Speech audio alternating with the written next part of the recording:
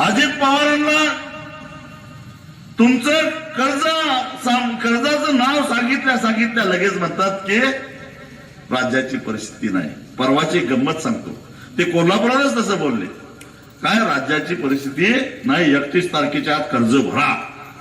जणू काय ह्यानं कसं 70,000 कोटी आणल्यात तसं आपणही आणल्यात असं त्याला वाटतंय. त्यामुळे 4 दिवसात आपण लगेच कर्ज भरणार या भ्रमात होतं ते. आणि आपणही कुठनं तरी हात मारलेला आहे. आता अजितदादांनी सांगितलं म्हटल्यानंतर लगेच जाऊन बँकेत भरणार असं 4 दिवस मुदत देते आपल्याला. 28 मार्चला कोल्हापूरला आणि मग ते 31 तारखेच्या आत कर्ज भरा, माफ होणार नाही. विमानानं आले कुठं? कोल्हापूरला.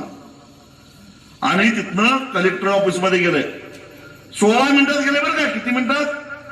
16 मिनिटात विमानतळावरनं कलेक्टर ऑफिसला गेले. एसी बंद पडला सरकारी गाडीचा. गाड्याला राग आला. कलेक्टरला म्हटलं नवीन गाडी घे.